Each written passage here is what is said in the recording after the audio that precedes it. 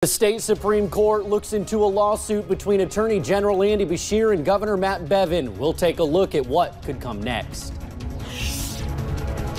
I'm Steve Hensley from Hillbilly Days in downtown Pikeville. Coming up, I'll interview a rising country music artist who's performing at this year's festival. The clouds are starting to break here in Pikeville at the Hillbilly Days Festival. Will that continue as we head into your Saturday? I'll have those details right now at 5:30. Dedicated to Southern and Eastern Kentucky, this is WYMT Mountain News at 5:30. Good evening, everyone. I'm Steve Hensley, live from Hillbilly Days in downtown Pikeville. And literally 20 seconds ago, we're on the air right now. 20 seconds ago, it came a downpour, and we'll do the best we can here. I hope you can still hear me. Let's go to Marianne Fletcher. She has more on day 2. The Hillbilly Days Festival began in 1977, and 43 years later, it's still going strong. Now, this festival brings in around 100,000 people every year. This is where my family and friends are at. Friends, family, and food. 3 things that bring people to Hillbilly Days. Oh, it's really good. With around 225 vendors, more than 85 of those are dedicated to food. We have the boneless rib sandwich. Steve Gershon works with Miss Piggy's Pork Shop. I've been coming here to Hillbilly Days approximately about 33 years now. So whether you grew up here in Pike County like Bruce Justice, I grew up on Grapevine here in Pike County, or like Gershon from Indiana, come out to Hillbilly Days and see us. you will definitely not go hungry. With all of these food choices, you can literally find something for anyone. In Pike County, Marianne Fletcher. Now back to you. Looks like a great time in Pikeville when it's not raining. We hope our crew's doing okay. We hope to be back with them in just a little bit. Now, folks at this year's festival get a preview of the new Pierce's Place tap room at Dueling Barrels on 2nd Street.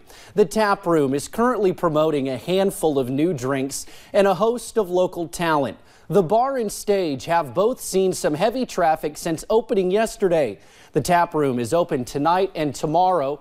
Branham said the company is also contributing funds to the Shriners Hospitals and West Cary Emergency Shelter during the festival. Branham said the tap room will bring a new and fun twist to the regular downtown experience. It's unique. I think it's something that Pikeville hasn't seen before, right? So it's going to have its own niche, I guess you could say, where we're bringing craft beers, craft spirits, and moonshine to the area. Branham said the tap room will officially open in June.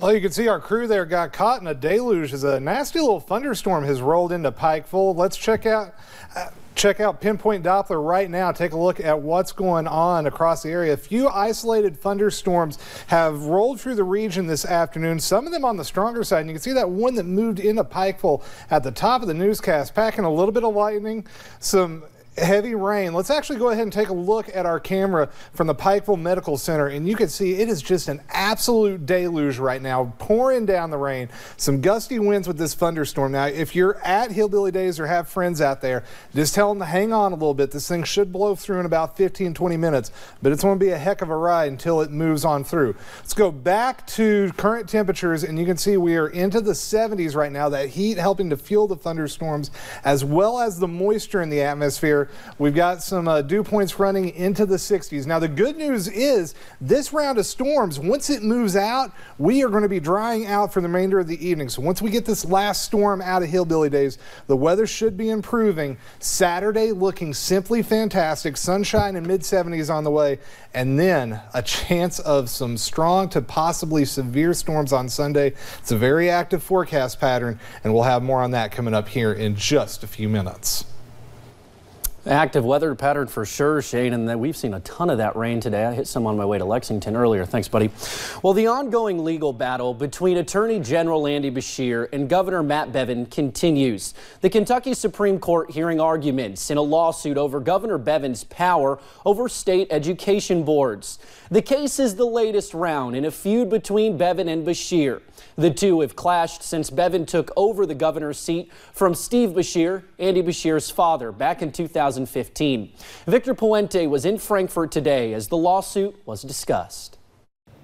During that hearing, Attorney General Andy Beshear said Governor Matt Bevin had overstepped his boundaries with that executive action. But Bevin's attorneys argued that he did the same thing other governors have been doing for decades. Today's hearing was an appeal of a judge's ruling from Franklin Circuit Court. A judge said the executive action taken by Governor Bevin was allowed because the legislature wasn't in session. He had reorganized several education boards, adding new members, and the Attorney General says that was too far. This is our system of public education, and a governor who wants to be able to control every part of it. Bevin's attorney argued the same actions have been used by prior governors. For almost 60 years, the governor, whoever that person has been, has had the power to reorganize boards and commissions in the executive branch during the interim between legislative sessions. And even said Beshear had done the same.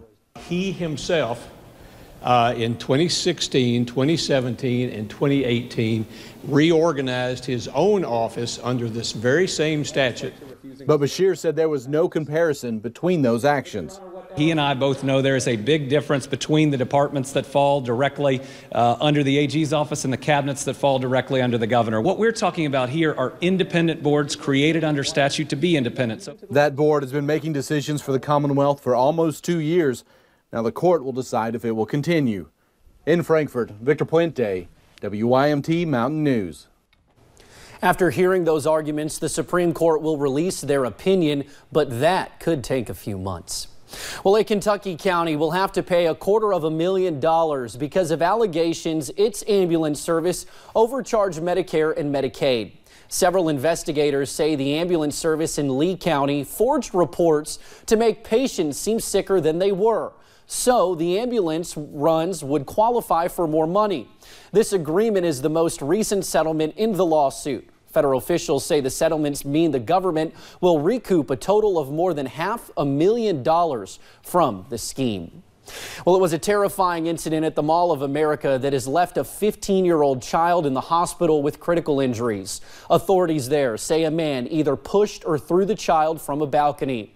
Police are now questioning a 24-year-old man who they say took off running immediately after the incident, but was later located still inside the mall. Parts of the Mall of America are closed as police conduct their investigation. Coming up on Mountain News at 5:30, we will tell you how health officials are trying to contain the latest measles outbreak. Coming up tonight at 6, a body was found in the Viper community of Perry County.